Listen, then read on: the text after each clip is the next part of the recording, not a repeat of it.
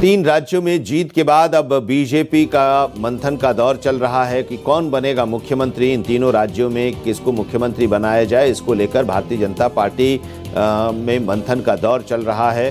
पर्यवेक्षक आज नियुक्त किए जा सकते हैं इन तीनों प्रदेशों के लिए।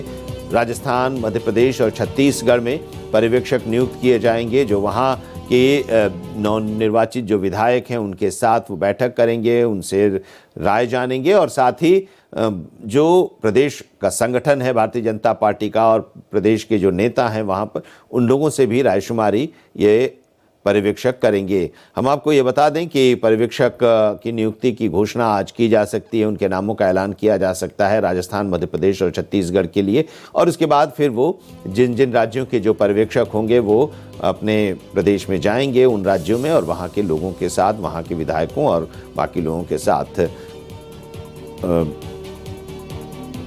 इस पर करेंगे, मंथन करेंगे।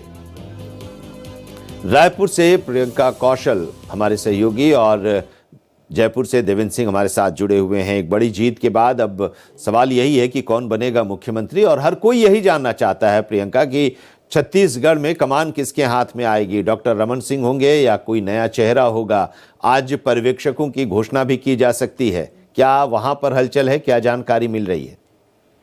देखिए, यहाँ तो बड़ी बेसब्री से इंतजार हो रहा है कि नया मुख्यमंत्री कौन होगा, और बीजेपी के खेमे में पर्यवेक्षकों का इंतजार है। हालांकि सब अपने अपनी लॉबिंग करने में जुटे हुए हैं, जितने भी नाम दावेदारी में थे सबसे ज्यादा दबाव करने का काम रमन सिंह करते रहे। अभी 30 दिनों तक सारे विधायक उनके निवास में पहुंचते रहे, अधिकारी बहुत सारे उनके निवास में पहुंचते रहे उनसे मुलाकात करने के लिए, और बिल्कुल वैसे ही माहौल उन्होंने अपने बंगले का बना लिया जैसे कभी सीएम हाउस में उनके मुख्यमंत्री काल में रहा करता था। उनके सारे ओएसडी वहाँ पे सक्रिय है, लोगों से टाइम दिलवा रहे हैं डॉक्टर रमन सिंह का।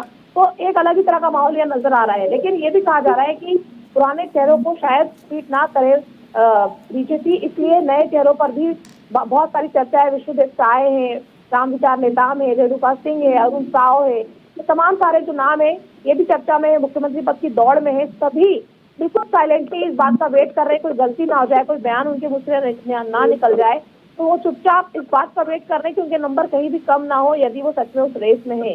क्योंकि असल में कौन मुख्यमंत्री बनेगा ये तो नरेंद्र मोदी और अमित शाह ही जानते हैं। अब आज जब इस बात का इंतजार है कि पर्यवेक्षकों के नाम का आज ऐलान हो सकता है, और अगर ऐलान होता है आज, तो क्या वो आज ही यहाँ रायपुर पहुंच जाएंगे? ये भी एक बात कही जा रही थी कि आज ही विधायक दल की बैठक यहाँ बुलाई जाएगी। तो ये भी एक संशय बना हुआ है कि विधायक दल की बैठक आज 8 तारीख को होगी या कल 9 तारीख को होगी। इसको लेकर भी लोग खंगालने की, टटोलने की कोशिश कर रहे हैं। बीजेपी के लोग भी इस बात को टटोल रहे हैं कि असल में कब होगा और कैसे होगा। उस तरह का माहौल है। एक क्यूरियोसिटी यहाँ लगातार बनी हुई है। सब एक दूसरे से सभी जुबान में बात कर रहे हैं, पूछ रहे हैं कि अब क्या होगा। लेकिन फिलहाल आज का दिन महत्वपूर्ण है कि पर्यवेक्षकों के नाम की घोषणा आज हो सकती है, और हो सकता है कि आज रायपुर में तो आज ही पर्यवेक्षक पहुंचे और विधायक दल की बैठक आज शाम तक हो यहाँ पर, और रात तक इस बात पे धुंध हट जाए कि आखिर मुख्यमंत्री बनेगा कौन। जी बिल्कुल। अब सबकी नज़र इसी पर है कि पर्यवेक्षक कौन बन रहा है। पर्यवेक्षक जब वहां पर आएंगे तो फिर उसके बाद वो क्या संदेश लेकर आ रहे हैं और विधायक क्या उनसे बात कर रहे हैं, इस पर सबकी नज़र टिकी हुई है। देवेंद्र सिंह जयपुर से हमारे साथ हैं। देवेंद्र जी, लगातार आपसे चर्चा हो रही है और राजस्थान की जो वर्तमान परिस्थितियां हैं और वहां की जो हलचल है उसके बारे में आप बता रहे हैं। हमसे कुछ देर पहले जब बात हो रही थी तो वसुंधरा राजे के दिल्ली दौरे को लेकर भी जो चर्चा है और जो आपको अपने सूत्रों के जरिए जानकारी मिली थी उसके बारे में बताया। लेकिन जब सरकार के गठन को लेकर जो चर्चा हो रही है, पर्यवेक्षक की नियुक्ति होगी और उसके बाद तो जो होगी, एक चर्चा ये भी चल रही है कि उत्तर प्रदेश का मॉडल अपनाया जा सकता है, यानी मुख्यमंत्री और एक या एक से ज़्यादा उप मुख्यमंत्री का भी, क्योंकि 2024 का लोकसभा चुनाव है और उसको देखते हुए ही चेहरा निर्धारित किया जाएगा और समीकरण भी साधे जाएंगे। देखिए, साफ तौर पर जो संकेत हैं वो चुनाव से ही मिलने शुरू हो गए थे। जिस तरह से हिंदुत्व की बात की जा रही थी, जिस तरह से किसानों की बात की जा रही थी, महिलाओं की बात की जा रही थी, तो ये माना जा रहा है कि 2 डिप्टी सीएम इस फॉर्मूले के साथ हो सकते हैं। उसमें एक अनुसूचित जाति जनजाति यानी किरोड़ी लाल मीणा जिसका नाम सबसे ज़्यादा चल रहा है, एक या तो ब्राह्मण या हिंदुत्व का कोई चेहरा। अगर सीएम कोई महिला या राजपूत या ब्राह्मण बनता है तो वाइस वर्सा आपस में डिप्टी सीएम के आसपास रिप्लेस हो जाएंगे। सबसे बड़ी बात यह है कि पूर्व मुख्यमंत्री वसुंधरा राजे के समर्थक जो चुनाव जीत के आए हैं, क्या उनकी स्वामी भक्ति पार्टी के प्रति है, या अभी भी अगर वो बगावत के मूड में आती हैं तो कहीं ना कहीं उनके साथ जाने की संभावनाएं कितनी हैं, इसको लेकर संभवतः पार्टी में माथापच्ची हो रही होगी। और यही वजह है कि पूर्व मुख्यमंत्री वसुंधरा राजे जब जेपी नड्डा से मिलने कल गई और 1 घंटे से ज़्यादा देर तक मुलाकात हुई, तो अपने साथ में वो अपने बेटे दुष्यंत को लेके गई, तो कहीं ना कहीं ये माना जा रहा है कि अगर संभवतः पार्टी उनके अलावा किसी दूसरे विकल्प पर चर्चा करती है तो ऐसे में दुष्यंत को एडजस्ट करने की बात भी हो सकती है।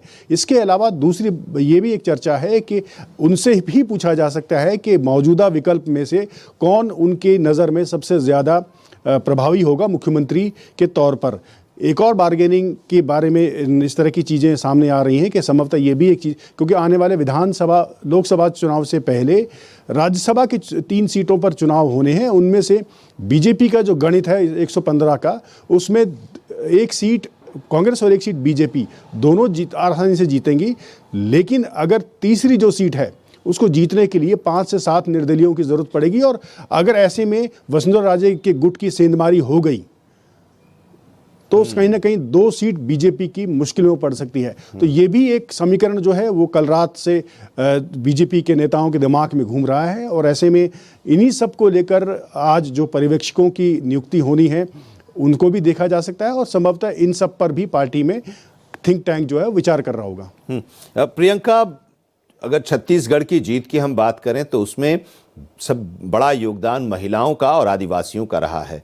जाहिर सी बात है कि भारतीय जनता पार्टी यूथ, खास करके जो युवा हैं और जो फर्स्ट टाइमर्स हैं, उन पर ज़्यादा फोकस करती है, महिलाओं और आदिवासियों पर भी और दलितों पर भी ज़्यादा फोकस करती है। और उसी का नतीजा है कि छत्तीसगढ़, जिसके बारे में लोग तरह तरह के अनुमान लगा रहे थे, और नतीजा जो आया वो सबको सरप्राइज कर गया। तो ऐसे में इस समीकरण को देखते हुए वहां पर नेता चुना जाएगा। बिल्कुल आनंद, ये ही यहाँ पर पेच फंसा हुआ है दरअसल छत्तीसगढ़ में कि आदिवासियों को भी संतुष्ट करना है, और महिलाओं को भी कहीं ना कहीं आगे रखकर एक ये मैसेज देना चाहती है बीजेपी कि जिस तरह से महिलाओं ने उनको 3 राज्यों में बम्पर जीत की तरफ बढ़ाया है, तो वो भी महिलाओं के प्रति कृतज्ञ है। यही कारण है कि इतना मंथन चिंतन छत्तीसगढ़ में भी हो रहा है, और पहली बार महिला नेताओं के नाम भी सीएम पद की दौड़ में शामिल है, चाहे वो रेणुका सिंह हो, चाहे गोमती साय हो, चाहे लता उसेंडी हो। अंदर खाने तो तीनों के ही नाम चल रहे हैं कि अगर रेणुका सिंह पे बात नहीं जमेगी तो गोमती साय हो सकती है, गोमती साय पे बात नहीं जमेगी तो लता उसेंडी भी हो सकती है, जो राष्ट्रीय उपाध्यक्ष है और कोंडागांव से जीत के आई है। गोमती साय सांसद थी, उन्होंने इस्तीफा दिया है 2 दिन पहले, और वो पत्थलगांव सीट से जीत के आई है। मोदी, गोमती साय, रेणुका सिंह दोनों से मुलाकात कर चुके थे। काउंटिंग के पहले उन्होंने मुलाकात की थी, काउंटिंग के बाद भी वो मुलाकात हो गई है दोनों की। तो ये जो सबसे बड़ी बात है कि महिलाओं को, आदिवासियों को संतुष्ट करना है। युवा तो खैर है ही, लेकिन अभी फिलहाल सवाल है उस बड़े वर्ग का जिसको एक मैसेज देना है लोकसभा चुनाव से पहले कि हम आपके प्रति कृतज्ञ हैं। यही पेच फंसा हुआ है, इसीलिए बहुत ज्यादा मंथन चिंतन छत्तीसगढ़ में हो रहा है, इसलिए नामों की लंबी लिस्ट हो गई है सीएम पद की रेस। अच्छा, एक चीज और आपसे जरा जानना चाहेंगे कि चुनाव के नतीजे जब आए उसके बाद अगर हम मध्य प्रदेश की बात करें तो शिवराज सिंह चौहान एक्टिव हैं और उन इलाकों में जा रहे हैं। पहले अपने विधानसभा क्षेत्र में गए और फिर उन जिलों में जा रहे हैं जहां पर बीजेपी की ज़बरदस्त हार हुई है। जिन जिन ज़िलों में वहाँ जा रहे हैं, उनकी अपनी एक अलग ढंग से सक्रियता देखी जा रही है। वसुंधरा राजे से मिलने विधायक आए, वसुंधरा राजे दिल्ली तक आई। जरा डॉक्टर रमन सिंह के बारे में बताइए कि नतीजों के बाद जब सरकार बनाने की कवायद चल रही है, कौन होगा नेता, इस दौरान उनकी क्या सक्रियता है? देखिए, डॉक्टर रमन सिंह तो हालांकि कहीं निकले नहीं, लेकिन पूरा का पूरा सत्ता का केंद्र उन्होंने अपने बंगले को बना लिया है। इस वक्त मॉल श्री विहार एक कॉलोनी है रायपुर में जहां वो रहते हैं, और बिल्कुल वैसा ही उस दिन से माहौल लग रहा है कि भले उनके नाम की घोषणा ना हुई हो या ना ही हो, लेकिन उनका वहां पूरा ऑरा सीएम जैसा ही इस समय हो गया है। मैं लगातार उनके बंगले पे जा रही हूँ आनंद, देखने के लिए माहौल को। हमने उनसे बात भी की जाके। वो देखिए, पहला बयान उनका आता है कि हम पहली कैबिनेट में ही मोदी की गारंटियों को लागू करेंगे। तो वो बड़े कॉन्फिडेंस के साथ बयान दे रहे थे कि जैसे वही चीफ मिनिस्टर बन जाएंगे और कैबिनेट में वो करेंगे। अभी उनका माहौल ऐसा है, सारे विधायक उनसे लगातार मिलने जा रहे हैं। विधायकों के साथ साथ छत्तीसगढ़ में जितने भी बड़े आईएएस और आईपीएस ऑफिसर हैं, यहाँ तक कि जिलों में भी जो पोस्टेड एसपी कलेक्टर है, वो भी लगातार उनसे मिलने के लिए उनके बंगले पे पहुंच रहे हैं। बहुत भारी भीड़ उनके ठीक बंगले है। पे इस वक्त तो रोज हलचल नजर आ- वहां भी है। बहुत बहुत शुक्रिया हमारे साथ जुड़ने के लिए। इस पर हम आपसे आगे भी चर्चा करते रहेंगे। बहुत बहुत शुक्रिया देवेंद्र सिंह हमारे साथ जुड़ने के लिए, और प्रियंका आपका भी बहुत बहुत शुक्रिया।